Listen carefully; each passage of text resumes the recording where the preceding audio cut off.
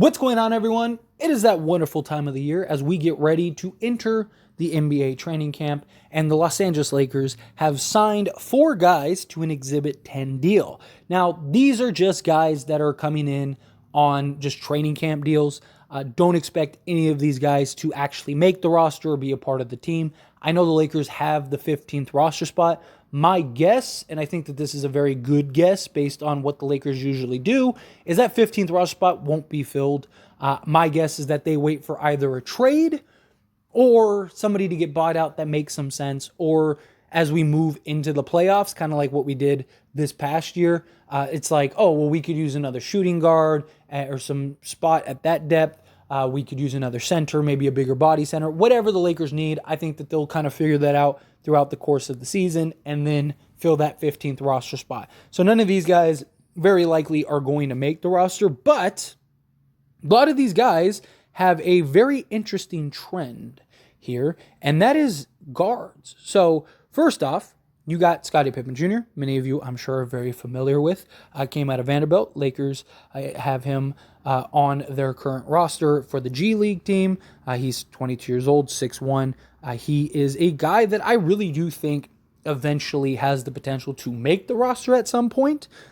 Problem is that he's not really needed or necessary at this time. They just got Gabe Vincent, right? They got D'Angelo Russell. They got Austin Reeves, LeBron James. He is still a project. He still needs a little work. He was great in the G League, but obviously G League and NBA are two very different things. But I do think he has a lot of the tools. He reminds me a lot of like a Tyus Jones or even like his brother Trey Jones on San Antonio. Like a guy that can just kind of, he's going to do the right things. He's a little undersized, but he can play hard nose, hit the shot, pass it up, basically play the point guard role.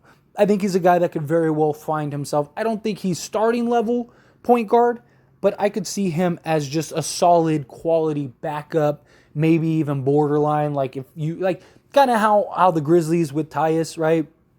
Like he was the backup, but when Ja was out, Tyus was more than able to kind of hold things down. And in a lot of categories, Memphis was actually better with Tyus than Ja. I could see something like that with Scottie Pippen Jr., where, once Gabe Vincent's contract runs out in 3 years, that's where Scottie Pippen Jr. kind of steps in, right? Maybe Shafino's ready to step into that starting role, or maybe, he's the combo guard that backs up Austin Reeves or whatever, right? We'll see. But Scottie Pippen Jr. is a guy that the Lakers are still very high on. You're constantly seeing him in all these opportunities to get play time, to get burn time. The Lakers don't want to let him go. And again, I don't see him making the roster. But, the Lakers, out of all the positions the Lakers need, it's probably the 2 guard. Not that Scottie Pippen is a 2 guard, but Gabe Vincent's really good at catch and shooting, and he's not really the greatest playmaker, right? Like, so could you maybe bring in like a Scottie Pippen Jr. and have Gabe Vincent kind of play off the ball more? It's just a thought. I don't expect it again. Don't be surprised by any stretch if none of these guys make the roster, because none of them probably will. But next up, you have Damion Baugh. He is a 23-year-old. Again, another shooting guard, 6'4" guard, who he, for TCU, gave you 13 points, 5 rebounds, and 6 assists. Then another guy that kind of played both guard positions. Bit of a distributor, guy that could be a bit of a vacuum scorer. Lakers also like those guys that are a little older, right? Like, he's not a guy that's 19, that's a bit of a project. Like you see, like the Lakers, Austin Reeves, guys like that, they're usually in the early 20s because they're a little more mature, they're a little more experienced, right? They kind of understand the deal more, they've been in college longer. Things like that are very important for the Lakers when they kind of scout these guys, like even a Scottie Pippen Jr., right? And he's a guy that went undrafted, and now the Lakers are giving him a chance with a Exhibit 10 deal for training camp. Don't expect him to do anything. He's a guy that, my guess, will be on the G League team. They'll really kind of watch and keep an eye on. If anybody is going to get the nod at the guard position, my guess is Damion Hodge, right? Because he looks like he's ready to fill in like that just 3-and-D role, especially after what we saw in Summer League. Again, I get it, Summer League, but he looked primed and ready of like that KCP role. Not in a starting position, but like, if he needed 10 minutes off the bench, if you just need a guy to just give you 10 off the bench, he's a guy that could do that. Come in, provide 10 minutes, hit a couple shots, play some defense. So if anyone's going to get it, it's not going to be Damon. It's going to be a Damion, is my guess. Next up is not a guard. It is actually a forward who is 6'9", 200 pounds, and that is Vincent Valerio-Bodon. He's a guy from Hungary that went undrafted. He's, again, 22 years old, and is somebody that there were little murmurs heading into draft day, stuff like that about him. He was a guy that was kind of like on the radar, and he ended up being an unrestricted free agent after he went undrafted. Lakers kind of had him on the radar, and now they're bringing him in for an Exhibit 10. This is a guy that, again, very likely ends up making the G League team and will be a part of the G League team, and that's where that'll be. He also got a little time for Boston, right? Nothing major. He played Summer League for Boston. He only played in one game, I believe. But he gave you 13 points in 25 minutes of play and shot 50% from the field. So that was good, right? Got a nice little shine for him, and shot, I believe, 50% from three that game too.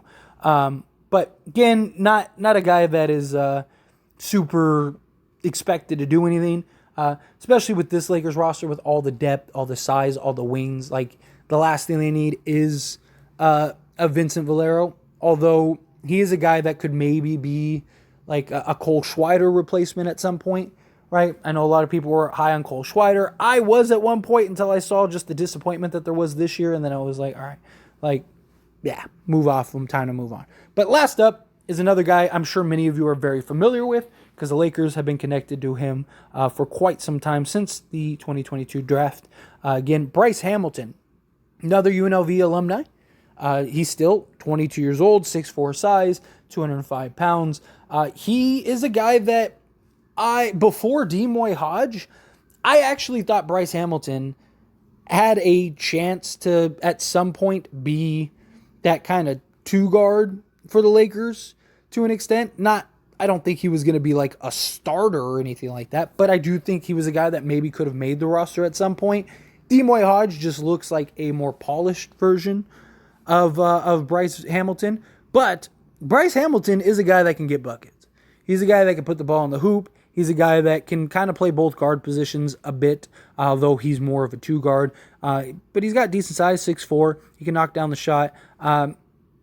Again, not anybody that's going to super jump out on the page. Nobody that I think actually has a real shot of making the team. He played 29 games in the G League for the Lakers G League team. And somebody that I'm kind of medium on now. He did have his standout moments. He shot 51% from the field with the G League team. Played 28 minutes, gave you 14 points, had 38.5% from three-point range, which is always good. And he's a guy that gets after it on the defensive end. So that's something that I'm sure the Lakers have value. Again, as you notice, like the trend are like these guards. They're kind of like the guys that could play the two guard. I mean, even Vincent could kind of play the two if you needed him to, right? He's listed as a guard forward, but he's more of like that, like what Cole Schweider would have been. He would have played the 3 or the 4 and just kind of been a guy that is corner threes, right? That's kind of what he would be, which the Lakers don't really need that with all the depth, especially if Anthony Davis is going to play the 4 a lot. There's not really any room for something like that, where I think the 2 guard, you can make a real argument that the Lakers need some depth there. Not desperately, right? Like, the Lakers aren't like, oh, no, like, we have to get somebody immediately. No, I mean, you got Austin Reeves who's going to start. D'Lo can easily play the 2. Gabe Vincent, if you needed to, could play the 2 with his 3-and-D style play. You could put Taurean Prince there, Cam Reddish. So, and then, of course, Max Christie. So, there's room there. It's not, like, pure desperation, but if they were to sign a Bryce Hamilton or something like that, I wouldn't be mad about it. I just don't think any of these guys are better than Demoy Hodge.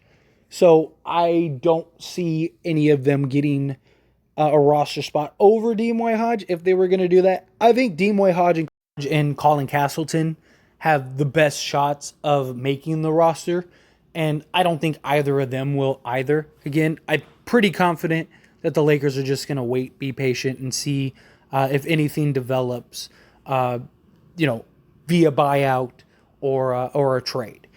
But anyway, as always, this is a discussion, so I pass the question on you. Let me know your thoughts and opinions down in the comments below. What do you think of the signing? Do you love it, hate it, somewhere in between? How do you feel? Whatever your thoughts are, I'd love to hear it. Let me know down in the comments.